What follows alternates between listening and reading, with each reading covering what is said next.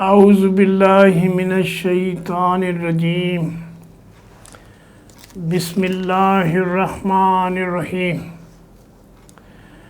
یوم تبیض وجوہ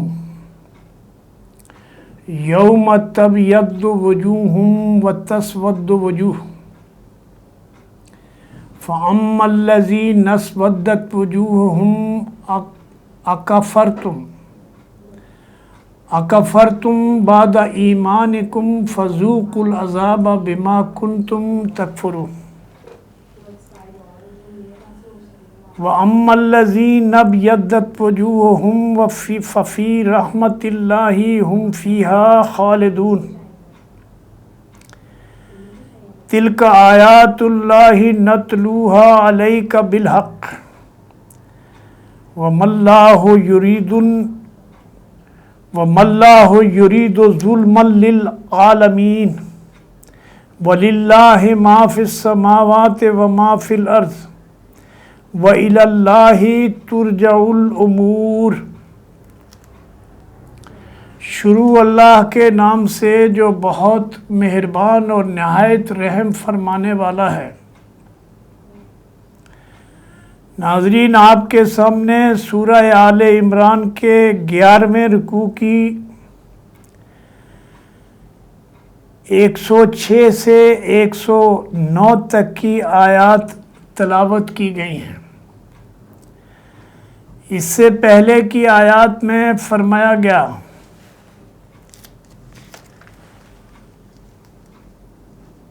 کہ یہ اللہ کی طرف سے اللہ کا پیغام آنے کے بعد، اللہ کے رسول کے آنے کے بعد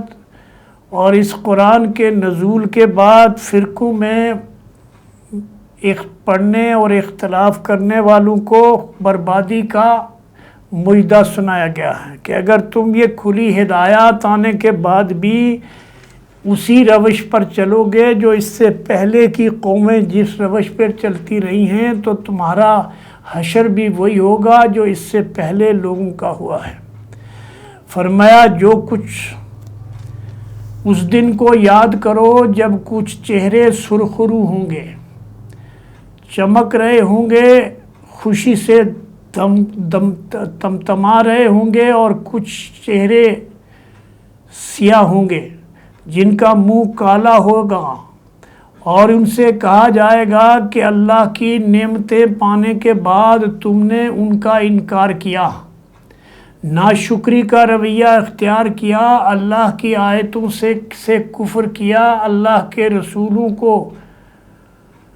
جھٹلایا اور اللہ کے آخری رسول کے طریقے کو ترک کیا ایمان کی نعمت پانے کے بعد۔ تو فرمایا اچھا تو اب اس کفران نعمت کے صلے میں عذاب کا مزہ چکھو۔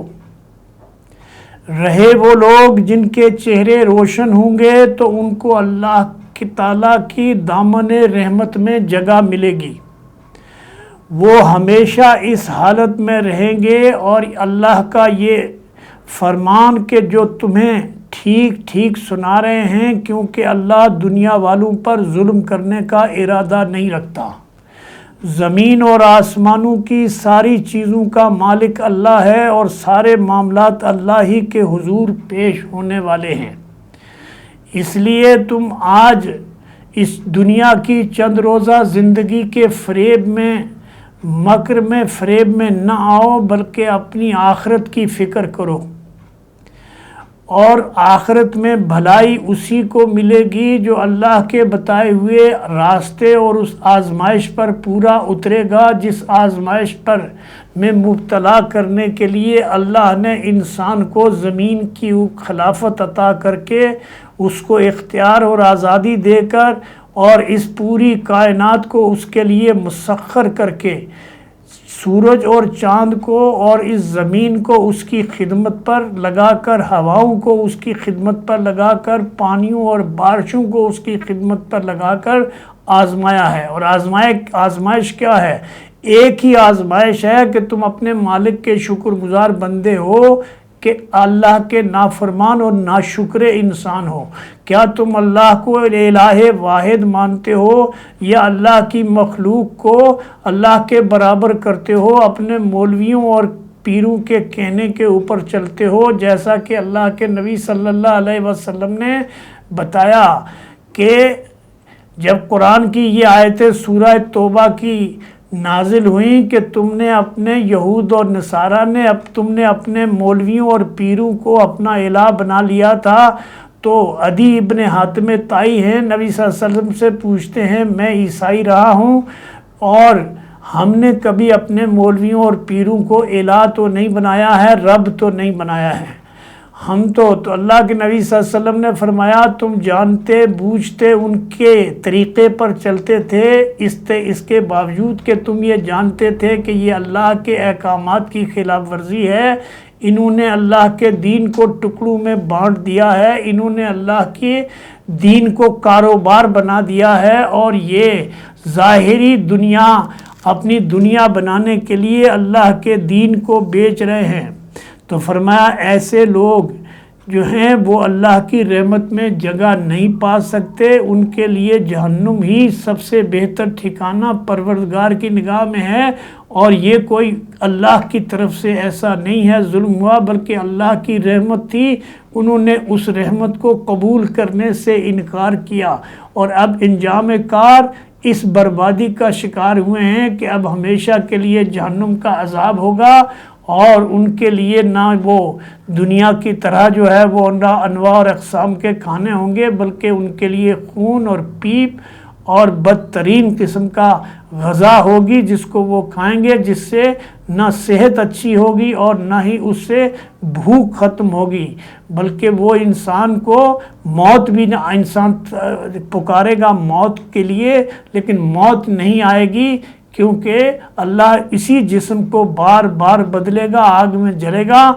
پھر اس کو تازہ کرتا جائے گا تاکہ عذاب میں ذرہ برابر کمی نہ آئے۔ اور ان کے مقابلے میں جو لوگ اللہ کی بات کو مان کر اس کے رسول کے طریقے کو اختیار کریں گے اور شرک اور بدعت سے پاک زندگی گزاریں گے، تو ان کے لیے اس دنیا کی نعمتوں کا بھی دروازے اور دھارے پروردگار عالم کا وعدہ ہے کھول دے گا، اور دنیا کے بعد جو آخرت کی زندگی ہے، جو ہمیشہ کی زندگی ہے، جو جوانی کی زندگی ہے، جس میں صرف بہاریں ہیں، جو خزاں کا منہ نہیں دیکھے گی، اس میں عیش اور آرام کے علاوہ کچھ بھی نہیں ہے۔ اور اللہ تبارک و تعالیٰ دوسری آیت میں فرماتا ہے کہ اس جنت میں اپنے بندوں کو داخل کرنے کے بعد ان کی مرضی چلے گی، اور اللہ تبارک و تعالیٰ ان کی مرضی میں مداخلت نہ کرے گا، بلکہ اگر کوئی ان کی فرمائش میں کمی رہ جائے تو اللہ ان کو یہ حق دیتا ہے کہ پروردگار عالم سے پوچھیں